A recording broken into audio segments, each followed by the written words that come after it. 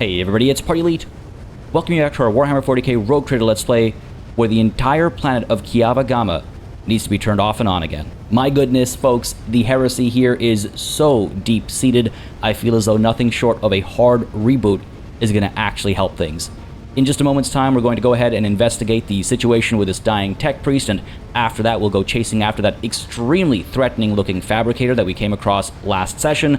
But before all that, the first order of business is to actually upgrade our party members. We've been leveling up pretty quickly, truth be told, and that's good to see. I'm glad to see that progression doesn't immediately slow down about halfway through our second career choice. I was a little worried about how progression would feel and how it would work, but no, this has been great. And with that said, let's actually go ahead and partake in it, shall we? So first of all, the Rogue Trader, Mr. Rogue Trader himself, will be able to improve his skills, and I feel of the options we have right now, Lore Imperium makes the most sense, both in character and just numerically speaking. All of his other skills that he's able to upgrade are pretty pitiful, and there's no real point going from like a 30 to a 40 when we already have other characters who are far more capable in those fields, right? And in some cases, multiple other characters who are far more capable. So let's go ahead and, sure, let's push Lore Imperium a bit further. Again, I feel as though that matches his character as well, quite well, especially given his piety.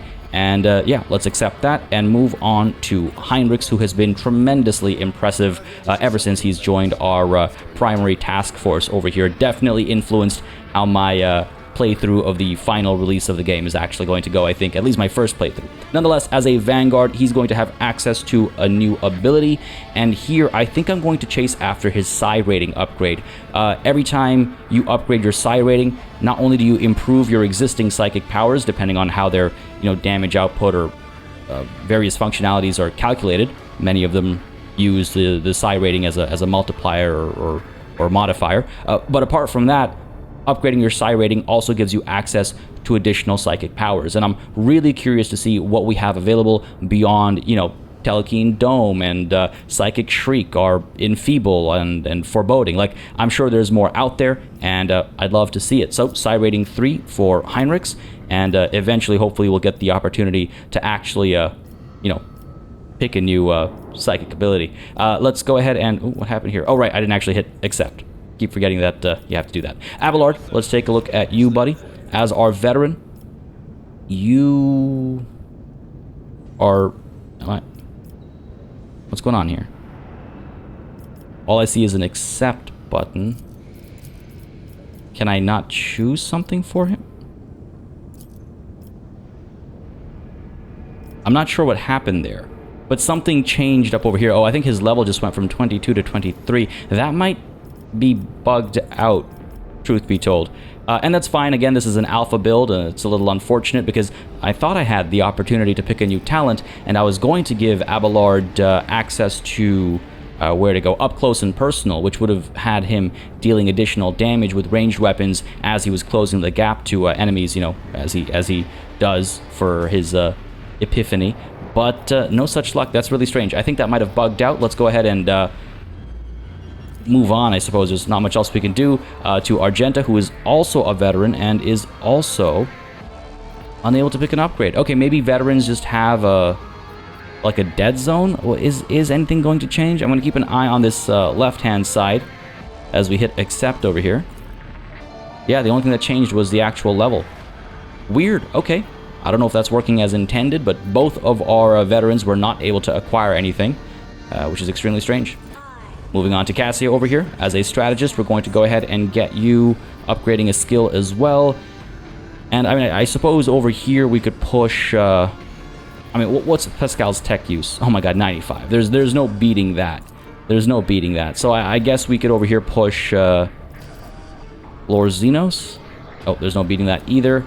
What about we'll just push Persuasion. Sure. Let commerce be the strength of our... oh my god, persuasion is 95 on the Rogue Trader. Okay, fine. In that case, we'll go with commerce. None of these really feel entirely appropriate, I suppose. Lore of the Warp is already maxed out, it seems, so that's not an option. So, fair enough, we'll go with commerce. Why not? All right, and let's go ahead and accept that and move on to Pascal, who, as an assassin, has access to a special ability immediate dispatch, which unfortunately doesn't actually come with a description. Even if we expand it, there's nothing to read here, so I'm not sure what immediate dispatch actually does. So, as much as I was literally just saying how nice progression feels because it doesn't feel like it's slowed down, it's funny because I think we might be reaching kind of like the limits of the alpha. I don't know. I'm just guessing, but we're starting to see well, you know, missing descriptions, and we're starting to see characters who simply can't actually acquire their upgrades. Yeah, strange. You know what? Whatever. It is what it is. We've been doing fine. I'm sure we'll be just A-okay as we get everyone selected and move in to speak with this dying tech priest to see what the hell is going on. Really a little concerned here as this pile of human remains carelessly tossed together emits a suffocating stench. The torn, gutted bodies once belonged to tech priests, but you cannot spot even a glint of metal anywhere. All their implants are gone. Unexpectedly, it seems that one of the ravaged bodies is still moving weakly. The tortured man's lips move ever so slightly, his half-closed eyelids twitching. Yeah, dude's in pain. Do we deliver the Emperor's mercy here as well? We'll see. Worked out last time, execution style, but might need to do it again this time. We could approach the man who is still somehow breathing, we could end the man's suffering, or we could walk away from the remains. I mean, as much as I pity him, I need information. Approach the man who is still somehow breathing. Oh boy. A little worried this might have been a mistake. The man can barely breathe. With his respirator implant removed, it is a miracle he survived the horrific vivisection. But it takes you a single look at the gaping wounds where the augment was ripped out to realize death is only a matter of time. As if having sensed your presence, the half-dead man looks at you and sharply inhales the hot air. Machine spirit, deliver me. The binary requiem coming from Pascal's vox sounds solemn and grim. Upon hearing it, the man grimaces weakly, twisting his mutilated face into a semblance of a smile. Interesting. I would have assumed, and maybe my lore is a little rusty, so feel free to correct me in the comments, but I would have assumed that the comprehension of binary would require some form of augmentation as opposed to, you know, just simple knowledge. Like you'd need basically an interpreter installed into your ear or brain or whatever. And if it is an augment, then I would assume it's been removed from this poor man's body. Maybe he just recognizes its tone. Maybe he just recognizes what it's supposed to be, as opposed to actually understands what's being said. But either way, I'm curious about the comprehension of binary, because in tabletop, if memory serves me correctly, you could only actually understand or speak binary if you were a tech priest. And if you're a meatbag who's been stripped of all of his augments, are you still a tech priest? I'm just curious. Anyways, who did this to you? My brothers. His voice is barely audible. It seems each word takes the man a great deal of effort. Machine spirit, has the Omnissiah truly abandoned us? Kiava Gama has fallen into the maw of the eternal enemy. The holy magi, they succumbed to heresy. The rest were stripped of their true flesh to feed the heresy. Preserve us. Deliver us. Deliver me from sin. The sacrifice, the living blood, from the vessels of the true flesh, while their heart is still beating. After that, oblivion. His eyes grow glassy. I knew you would come. I've waited for so very long. Deliver me from my torment.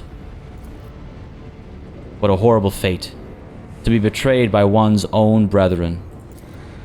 I attest that the 3 categorical requirements for assigning the status of martyr of faith are fulfilled: opposing the enemy, preserving the adherence to the dogma, meeting a gruesome death, requesting the right to extract the subject's organic matter for it to be used in the creation of an honorable servo skull. Oh wow, you know what? I like that.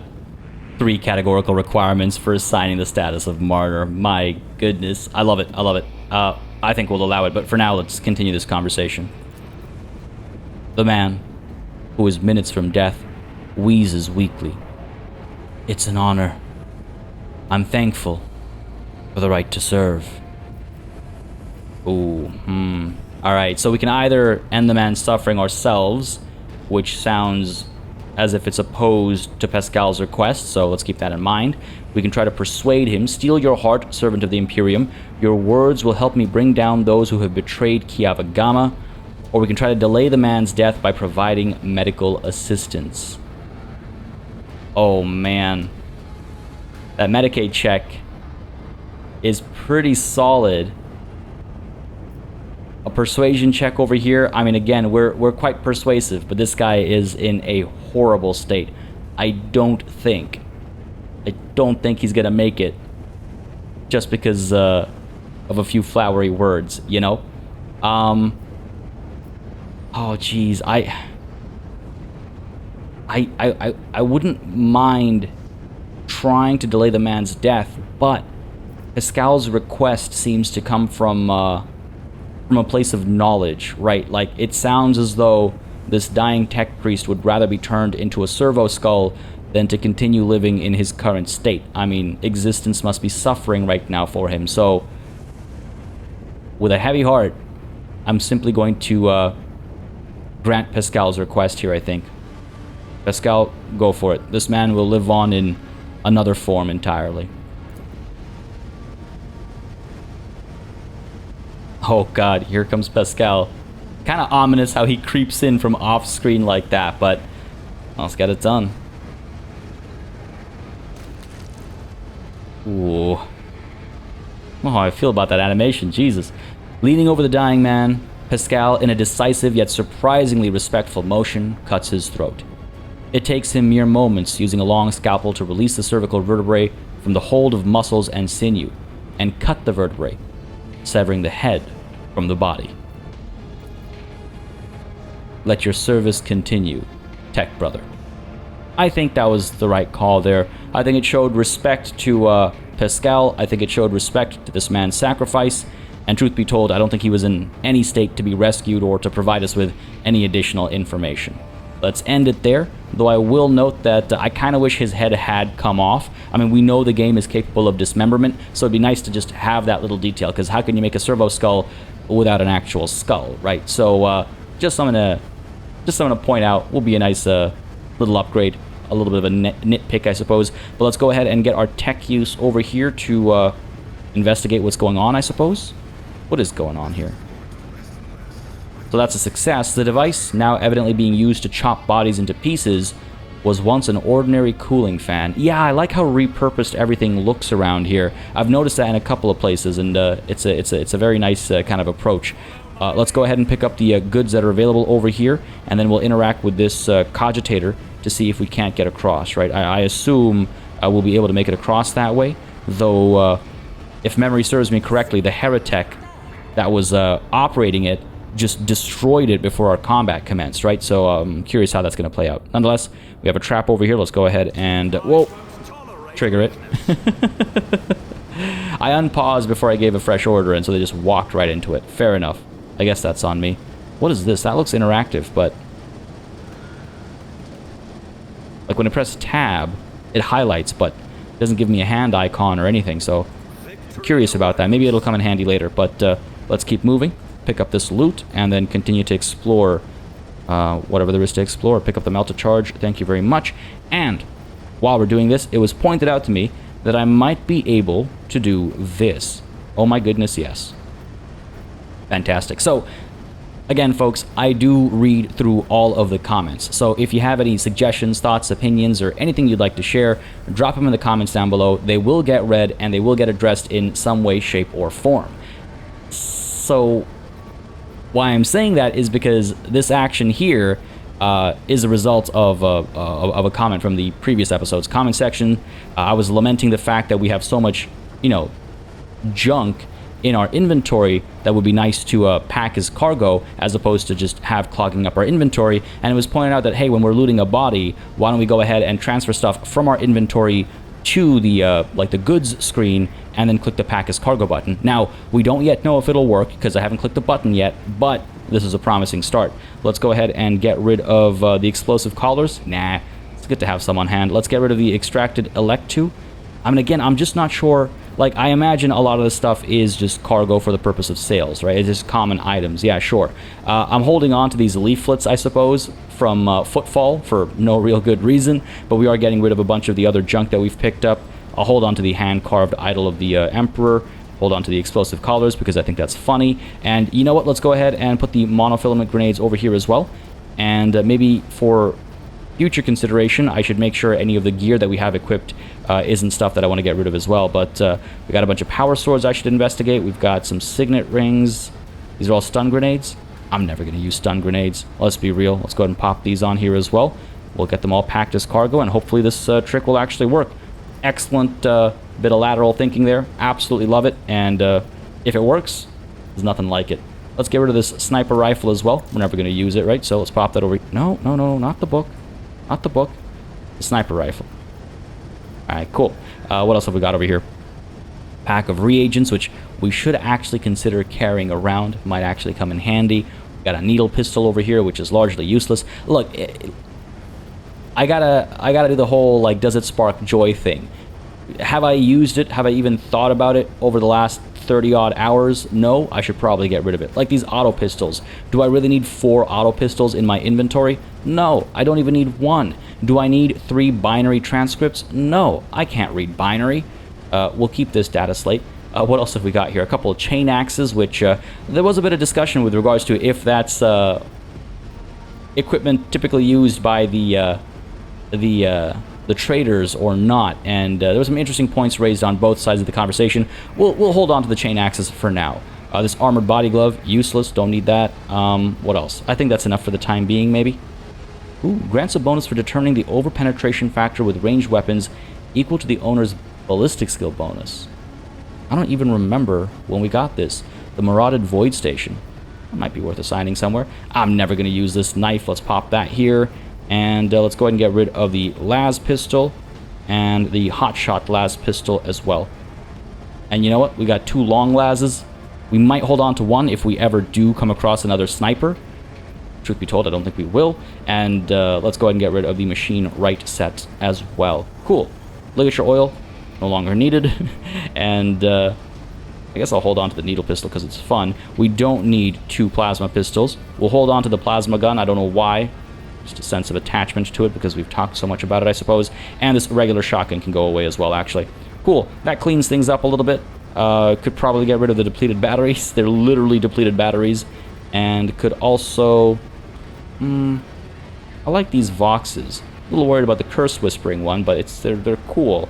Do we really need to carry them around on us, though? On our body? Either way, we'll leave it at that for the time being. And pack it all as cargo, fingers crossed. Oh, come on. What's this? Cracked Xeno chest. Small chest made from a strange material, has no keyhole or other openings. The murky crystal on the lid is cracked but continues to glow inscrutably. Can we not pack these as cargo? So, we packed almost everything as cargo, including some of the stuff that we moved in from our inventory, but maybe there's not enough room in our cargo for some of this stuff. Let's collect it all for the time being. And I just wonder, cargo management, are we topped up or something? I don't know if such a thing is possible, but I'm starting to feel as though that might be the case. And hang on, you know what, since I'm in this screen, can I just... Unsupported item. Ah, what do you know? We can do it this way too. Would that have been easier? I don't know. At least with the the loot, the chest, you know, screen, you have that opportunity to confirm or decline. Let's see. If I pop the autogun in here, oh yeah, hey, what do you know? What do you know? Look, I'm still learning aspects of this game. We've barely done cargo management. I think it's fair for me to not realize that that was an option. I completely forgot that button even existed right up until this moment. I just vaguely remembered, hey, wasn't there a screen?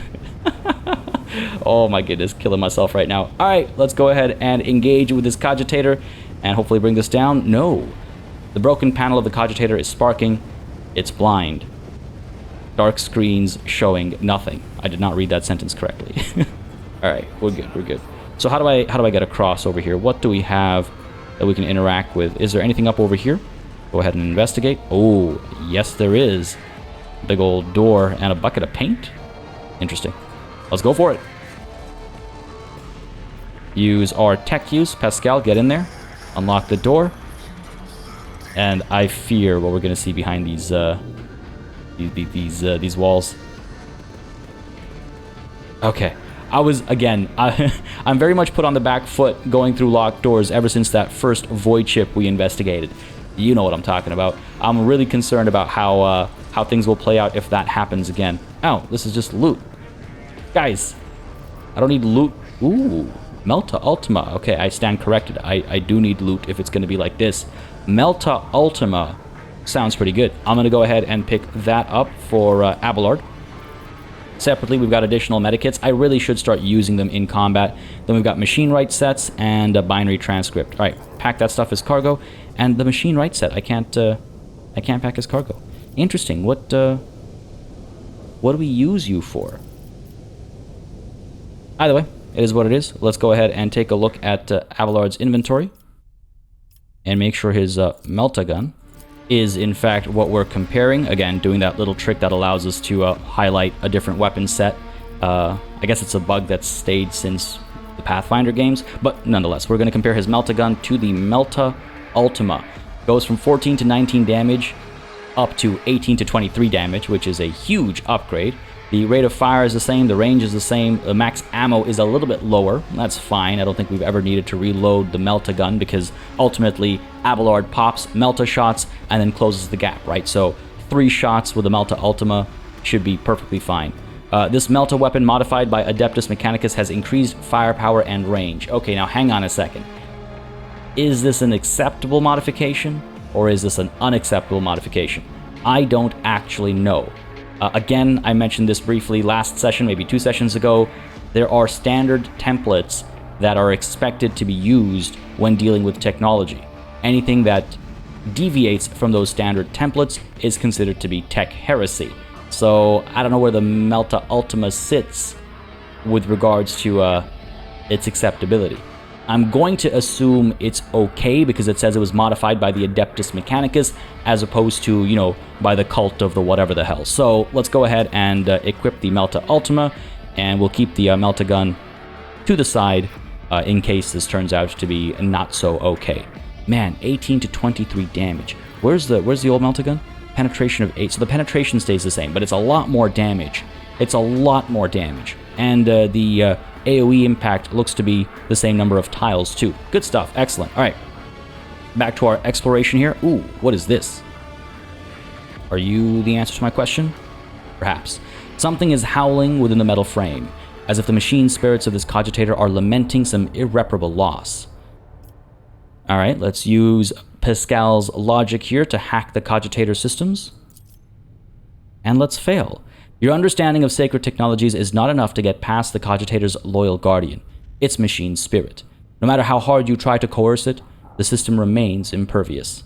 Let's step away from the cogitator. That's wild. That's wild. Pascal's tech use is pretty good, but again, every dice roll does have modifiers applied to it, so I assume that's what did Pascal in. Even if it didn't, I'm just saying it to boost his confidence. I'm genuinely surprised he failed that roll.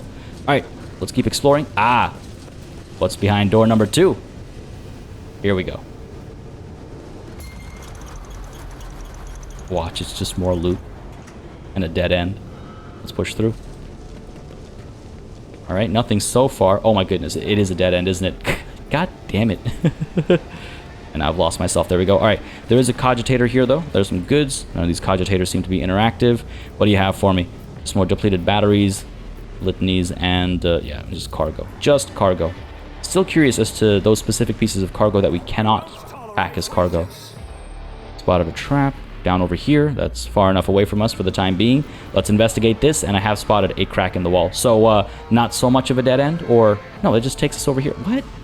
Okay, we'll take a look in a bit. The screen of this cogitator shows a scrolling line of repeating technolingua. Staring at the obscure symbols gives you a headache. All right, very well. Let's deal with this crack in the wall. I assume it's going to be a melta charge, but why would I... Oh, I see.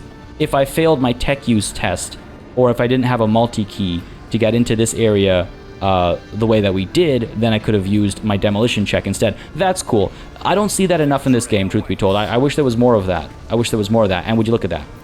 I figured if there's a trap here, it's protecting something, and this might ultimately let us through. Let's go ahead and deal with this trap first, please. Go on, Argenta. Come on. Damn it. No damage taken, so we're okay. Well, let's go ahead and deal with this over here now. Alright. As you approach the cogitator, you notice a number of deep scratches left by huge claws on its metal surfaces. Despite the apparent damage, the machine seems to be in working condition. Okay, let's view the log first. The log contains nothing of interest. The maintenance ritual schedule for the sacred machine that moves the bridge, an activation log, and a few notes of a religious nature entered by tech priests. I'm curious about those religious notes, actually, but let's activate the emergency bridge lowering protocol. You touch the levers and the reels and the control panel and disturb the slumber of the spirits that reside within this cogitator. The machine lingers as if still sleepy, but nevertheless performs its assigned function.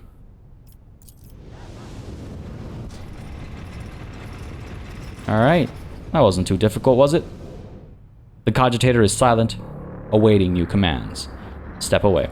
Funny, I can't actually lift the bridge back up using that cogitator. That's fine. I don't think we'll ever need to, but I guess it makes it a bit more foolproof. Ooh. Could I have shot this to drop this on the enemy? It seems oddly highlighted and somewhat interactive, but nothing like that's ever come up before in a combat scenario, as far as memory serves, but I don't know, this seems, I don't know, it just stands out to me. I'm probably overthinking it. Alright, let's make our way across and see where this fabricator has gone off to, shall we? Anything down over here? I couldn't... Ooh, trap. Where? I don't see it. Oh, there it is, okay. I'm wondering if we investigate the circle where we first spoke to the fabricator in, over here, just see if there's anything to do here, and then we'll push up that way. Got another trap. Alright, pull back. And where is... Oh. All the way up there, okay. And where's the trap over here? Over here, okay. Interesting. Interesting. So must we then go up this way? Let's see if there's another trap over here. Kind of funneling our approach. Alright, we're in the clear though. There's no one here. Not being dragged into a battle? No. Okay. So I guess we have to go to the circle. There doesn't seem to be anywhere else to go. Ah, this cogitator up over here. Alright, we'll investigate that in a bit. First, let's carefully make our way up over here. Get rid of this trap, please, Argenta. I believe in you. Oh, nice. Better than the deer ever was. And let's go ahead and get rid of this trap as well. Located all the way there. Let's go. No, don't. Ah. That's what I get. That's what I get for insulting Adira. Like, literally seconds afterwards. Get out of there. Let's go. Heinrichs took a couple shots there. He's okay. He's fine. He's fine. He's fine. He's dealt with worse. Let's deal with this trap over here. Ooh. Weird. So, I triggered it, but there were no actual impacts. It looks like it took some shots, but nothing actually got hit. Fair enough. Let's go ahead and get rid of this trap as well, please. Successfully, hopefully. Or not. And what about this one? Oh, what happened to this one? Oh, I guess... Right. So, this trap was actually over here, even though its mechanism was up over here. So, it must have fired, but we weren't anywhere close to it, so we were fine. Alright, cool. Moving on. There is something to investigate here. Is this just going to lift that bridge? And, ooh, what do we have here? A door. Okay. I feel like that's where we actually have to go. So let's double back and investigate this cogitator over here first. Cool. Cool. And you know what? There's some loot up over here, too. Let's pick that up first, Argenta. Multi-key. Thank you very much. We rarely use them because our tech use is so good now. But still good to have them on hand. And let's go ahead and put all these guys into our cargo. Good stuff. All right, over to the cogitator here. As its panels have dozens of breakers, buttons, handle switches, and other control mechanisms. Let's go ahead and view the log here. You discover the local cybercrypt with data collected by either previous operators or the machine spirit itself. Using your access, you study the archives stored on this cogitator. Okay, let's review the hell is the Ascension Protocol? This record looks like a sermon of some mad chaos worshipper. The log, clearly written from someone else's words, mentions the heart that exudes virtue and the cradle that rocks the child of truth. Very worrying words over here. Capital T, truth. Don't like that. Let's review the production protocol, see if we can't figure out what they're actually making. The log looks damaged. The lines are uneven, and some of the values seem impossible. After a few minutes of studying the records, you feel your head begin to swim. The stored data can only be comprehended by a twisted mind touched by chaos corruption. I always love that stuff. Good stuff. Okay, let's review the supply protocol and see if that answers any questions. At first glance, the records look like a typical shipping report, but after further reading, it becomes apparent that the focus here is not ore or assembly parts, but augments extracted from living tech priests and spent mass. The flesh of the victims killed either during or for the sake of machine rituals. Ooh, dark. Okay, step away from the cogitator. Just further cementing our need to absolutely despise what's going on at Kiavagama. But with that checked out, let's go ahead and move towards this. I'm not sure what this has to offer us. It might just lift the... Ooh. What are you doing, game? Oh, no.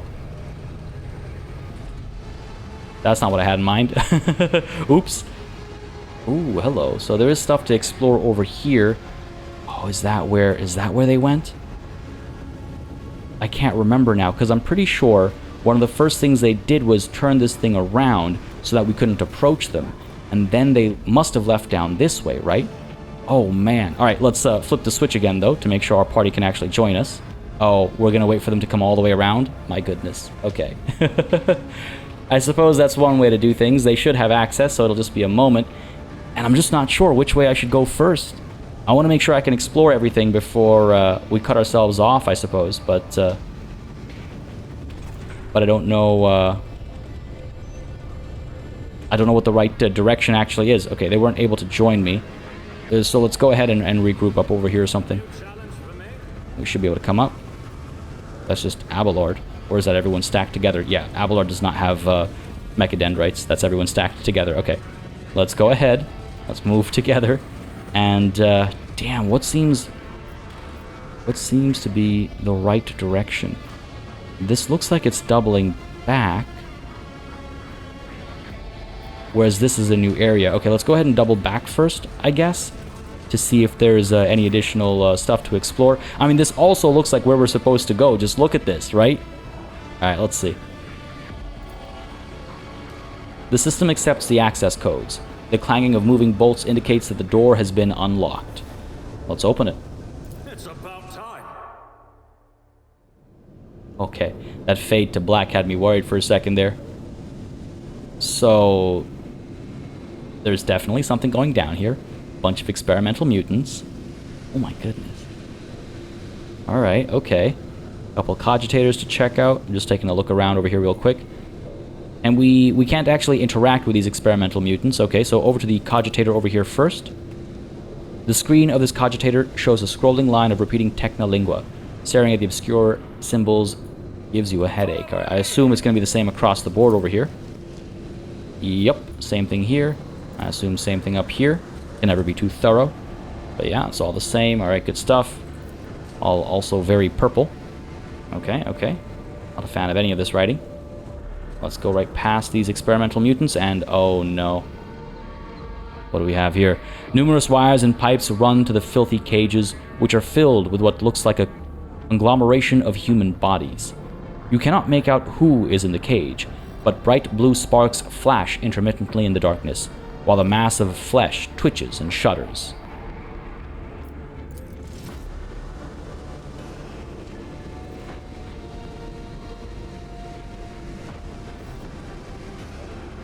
Go on. Oh, here we go. Heinrich's moving in. What do we have here? Heinrich casts a scrutinizing eye over one of the cages before withdrawing his weapon and approaching to examine what lies inside.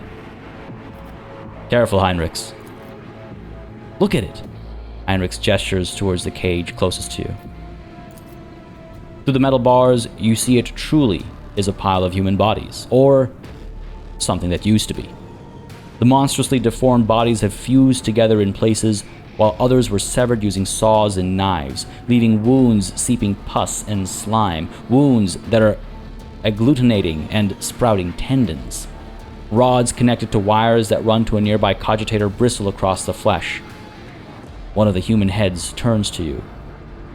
Mercy. Jesus. Alright, so I'm guessing these models are placeholder models because they don't match the description, but boy, do I like that description. What have they been experimenting with? It looks like it's more than just mechadendrites and tech augments. This is wow, problematic. Walking up over here. I like how the game actually does this. As you navigate the space and stuff, acts like mini cutscenes almost. But even attempting to speak causes the mutant pain. He bears the agony and forces out the words. Mercy. Mercy. Make it stop. Study the mutant closely first. It is a mutant. Its desire for mercy means nothing to me. Let's study it first. Pascal, in with that Medicaid check. Failing. God damn it, Pascal. You peer at the pulsating mass of flesh. Beneath the thin film coating the skin of this monstrous creation, you can see the throbbing veins that snake through the flesh and the flowing yellow ichor. The creature looks like a conglomeration of several people, squeezed together by brutal hands into a single whole. What is this? Heinrich takes in his surroundings and once again fixes his gaze on the contents of the nearest cage. I'm beginning to have some idea. The Lex mechanic mentioned the inhabitants of the lower levels who had been imprisoned in their homes. He said some of them were brought here. The cultists did something to those poor people, in their own home, and now they're studying the result. The Lex mechanic talked about some kind of slag waste disposal and chaos symbols on machines. What are the archenemy's minions doing to the people of the lower levels? To know the workings of dark sorcery means allowing corruption into oneself. Heinrich scowls. These are warp mutations, no doubt. Perhaps there was some side effect, and that is why they were brought here, to be connected to sensors and cogitators. Even fallen tech priests who have rejected the Omnissiah are driven by a perverted hunger for knowledge. Now, why are they hooked up to cogitators? To study them, I assume, right? Like medical equipment. Heinrich carefully studies the screens of the computing machines. Lingua Technis. Corrupted by the scrap code, I'm sure. It's unlikely we will be able to extract anything of value from their cyber crypts. Thinking, Heinrich clenches his fist and bites down on a knuckle, and then recoils when the mutant from the nearest cage reaches a hand out to him through the bars. Ugh. You. A female face watches you from within the gloom of the cage. Even though half of her head has been turned into a mess of bones and lumpen growths, her single eye looks at you with a surprising amount of intelligence. You promised. You promised us. Her words are echoed by other voices in the depths of the cages. Heinrich leans towards the cage, but at sufficient distance to ensure that the mutant cannot reach him. Who are you talking to? What did they promise you? Who are they? You took us from the inferno. You promised us a reward. Her face contorts in a grimace, and the creature's lips stick together like melted wax. I'll be damned. They can still speak. They remember the people who did this to them. Heinrich balls his fist in a powerless rage. Then he frowns in thought. Perhaps a little biomancy will allow us to draw the fragments of knowledge out of them. or it will trigger further changes. Not missing Pascal's sober interest in proceedings, which he is dutifully recording in a data slate, Abelard raises a brow. Esteemed Magos, these are your comrades. If I may ask, do you feel any compassion for them? Or, at the very least, regret? Regret for the losses that these poor people represent to the Adeptus Mechanicus? Negative. What I am currently observing is not my brethren, but merely their biologically functioning remains fashioned into a specimen of an unnatural perversion of technology. I am under no directives to feel any affinity for such specimens. Wow. It's cold, but he's got a point, I suppose. It makes sense, right? It's like if you were to come across a person who is stripped of their humanity for any reason, would you still consider them a person? Think of them as like a zombie, for example. If you're in the zombie apocalypse and a zombie were to attack you, would you still consider them to be a human? Would you hold any remorse? Or would you, I don't know, that's a tough one, because you might still feel sad for what they lost, for who they were before they became a zombie. Just thinking it through makes me realize that my initial line of thinking there doesn't actually align with my own like moral compass. Hey, Pascal's made of metal. Of course he's going to be cold, right? What do you want to do? Is that asking Pascal or Heinrichs? I could say, Heinrichs, let this go. You're only prolonging their suffering. He's the Inquisitor here. If there's something afoot, he probably knows best, right? Well, he's not the Inquisitor, but an agent of the Inquisition, I should say. An extension of the Inquisitor. If there's something that'll make them talk, we must use it. This sounds extremely dangerous, but hey, what's life without risks? If there is something that will make them talk, we must use it. Heinrichs nods. Yes, it's possible another person would refuse to make such a choice, but we can use this situation to help the investigation. Well, he seems very willing to participate here. I'm not going to argue with you. It seems to me your mind is already made up. I agree with him, though. What are you going to achieve by prolonging their suffering? Just release them from this nightmare. Well, that's a weird conversation option. I'm the one who suggested we actually try and extract some information, so I shouldn't... one isn't phrased all that appropriately, but it's more representative of where we're coming from. Your mind's already made up, and you know what? I agree with it, Heinrichs. Let's do it. God, this is going to be trouble. Heinrichs hesitates for a moment, then closes his eyes and raises one hand. You are enveloped by an otherworldly chill. The mass of flesh in the cage suddenly rears up. The mutant wrenches open its glued-together lips and begins wailing frantically. The shrieking is echoed by a chorus of howls and tortured moans coming from the neighboring cages. The mutant changes before your eyes. The tumors recede like an ebbing tide, revealing an emaciated female face twisted in agony. The woman gasps for air, stretches her now mobile neck, and exclaims, "Liar! You promised to kill me! You promised me deliverance! Every one of you told me to have hope, and the pain would go. Accept the truth, for that is hope. My only hope is to be freed from this pain. Please make it so. Make it!" A lump of flesh behind her head shudders and sends out smooth, fat tentacles that cover her wailing face and drag it into itself. You feel the pressure in your ears. From the cage, you hear a steady, almost imperceptible sound that fills you with despair and horror. With a sigh, Heinrichs lowers his hand and looks at what the creature within the cage has become. A wetly gleaming mass of meat and gristle that no longer bears any hint of its human origins. It pulses vigorously. And that's it? The lamentations of dying people? No. Not just that. What it said about hope sounds like a lie of chaos, which it uses to take root in weak minds. I believe the corrupted tech priests repeated this phrase like an echo of what had been installed in them. Whatever the cult of the Final Dawn is planning, false hope is a key component of their plan. It's a lead. It's a small one, but still a lead. Very well, Heinrichs. I'm glad this was to your satisfaction. That's that, then. But do you know what bothers me, Rogue Trader? The number of people here. There are too few. The lower levels of similar manufactorums are inhabited by millions.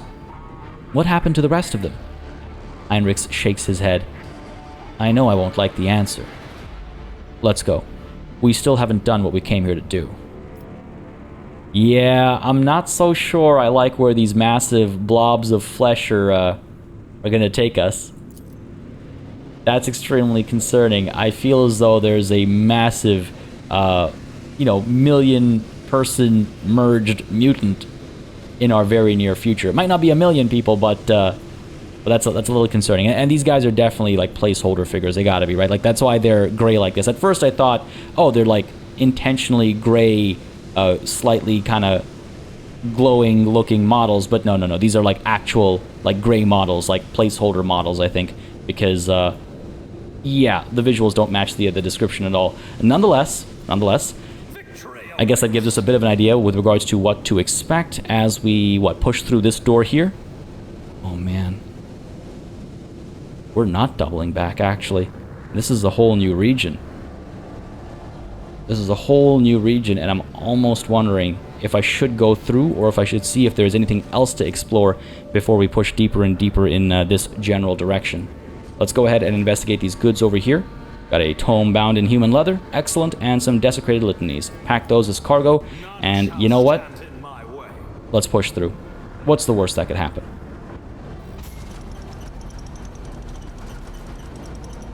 Alright, so far so good.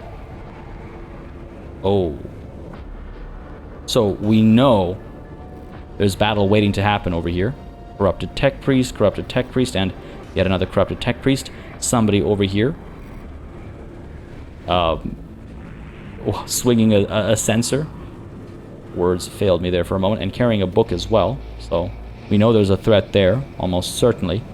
And undoubtedly there are many more. I mean, we're not going to have a numerically evenly matched combat scenario. That's just not a thing in a game like this. Let's go ahead and pull back. We'll investigate that situation shortly. Let's go ahead and leave for the time being and see what else there is to investigate. Because again, if there's better equipment we can gather, if there's more intel we can gather before we engage the enemy, it's probably a good idea. So let's go ahead and turn this around. See what else is actually available here, and then we'll go ahead and investigate. Now, it's very possible that the quote-unquote boss battle, the fabricator, or whatever it might be, is actually situated up over here. Like that is a possibility, but we'll just have to play it by ear, I suppose. Loot over here. Let's go ahead and investigate. It's all garbage, isn't it? Yeah. Pack as cargo. Fair enough. And let's also be careful about any traps, obviously. All's clear over here. Go upstairs. Let's go. Again, cautiously. Alright, got a cogitator that I feel as though we probably can't read from. And exploding barrels. What's the map say? I mean, this is a massive, massive map. I love it. It's absolutely huge. So much to explore. So many dark nooks and crannies to be threatened by. And so much useless loot to pick up. You know what? The Curse Whispering Vox is not a unique item, so why don't we go ahead and toss our old one into the cargo bay. Go for it. If it was a unique item, it'd be different, but oh my god, I just noticed. Holy. Gruesome. Gruesome. Look at that. Oh god. Okay. Alright. Sorry. The gore is very well done. I don't know if I'd say tastefully done, but it's not distasteful either. I mean, how can you?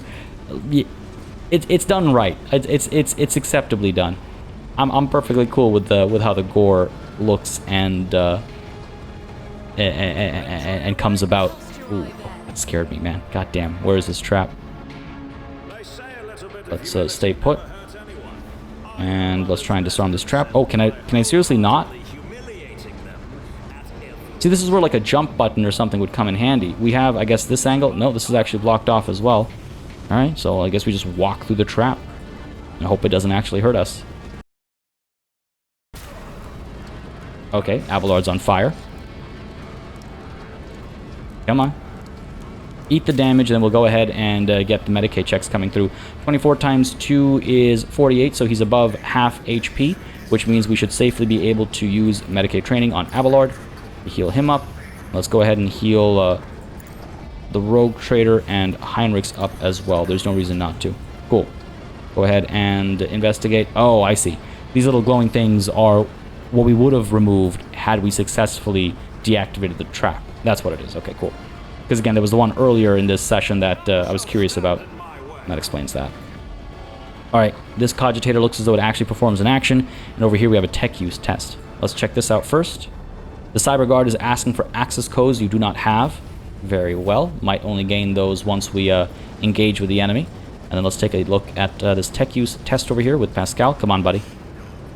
That was a success. This large device is a cargo lift used for transporting parts. Yeah, but what kind of parts? I won't tolerate weakness. What kind of parts? That's the question. Alright, let's loop back over here. I guess this is kind of where we came from. Yeah, it is like the... down over here is the little circular thing. What should I call that? It's not a roundabout. Alright, what do we have here? A desecrated altar to the Omnissiah. The purity seals have been torn off, the data slates with sacred code shattered, and some of the teeth on the gear adornments broken off. Kind of violent crime as far as the Adeptus Mechanicus is concerned, I'm sure. And look at that, there's even more to explore up over here. Okay. What do we have? We're just keeping an eye out for potential enemies. There you go, tough cultists up over here. They're praising something. I don't like it. Definitely there's more of them up there. Nobody down over here. Don't like that. Let's creep down this way for the time being. And just keep an eye out for potential threats. There's a lore warp check up there. Ooh, okay, that's just a dead body. Jeez. You know what? I'm gonna say the gore is tastefully done.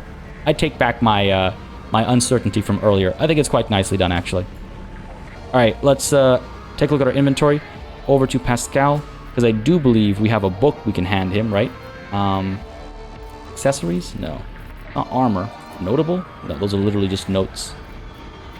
What about a search book? Nope, that's not going to work. I can't remember what it was called. I cannot remember what it was called, and I do believe it would give us a boost to his... There we go.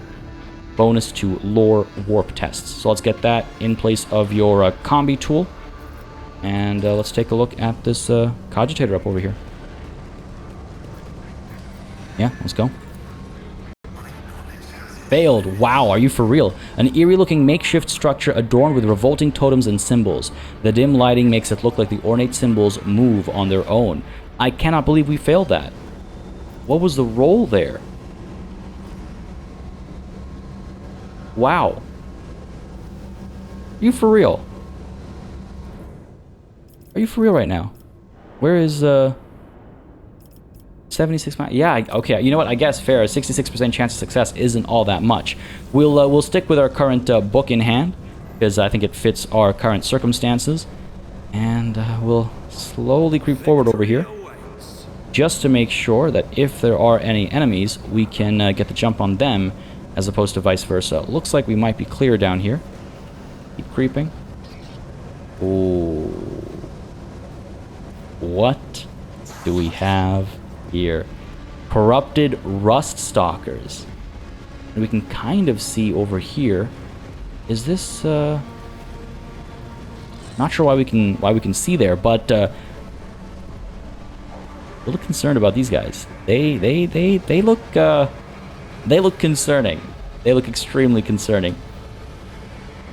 Man, this session's been wild. I'm not sure which way is the right way, so to speak, and I love when a cRPG does that. I'm just not sure what to investigate first. Do we double back once more and take a look at, you know, that initial engagement that we came across and backed away from? Do we double down in this direction, push through these corrupted rust stalkers who aren't being classified as enemies for the time being, but they literally have corrupted in their names, so I'm sure something's going to go down over here? Or do we pull back to the middle in between this engagement and the one I was talking about previously and engage the individuals who are worshipping something up over here, the tough cultists or whatever they were? There's a couple of options, and I'm curious to hear what you guys think we should do first. Personally, you know what? I don't have my mind made up. I'm at a bit of a loss, and I love it. Either way, folks, this is where we're going to go ahead and call it a session. If we were to engage a battle right now, it would be a massive undertaking lasting up to 30 or so minutes, and we're almost at the hour mark that I like to keep these episodes at, so whatever happens next is going to have to wait until next time. Hope you guys enjoyed this episode. If you did, you know what to do. Let me know by leaving a like and a comment down below. As always, makes a very big difference in just letting me know what people are enjoying on the channel and letting me know what I should do more or less of and how I should go about doing it. But apart from that, folks, as always, a massive thanks goes out to all of the channel members and patrons who've been supporting the channel on a monthly basis. Y'all keep us alive and running smoothly. And of course, a big old thanks goes out to each and every one of you for watching. Until next time, cheers.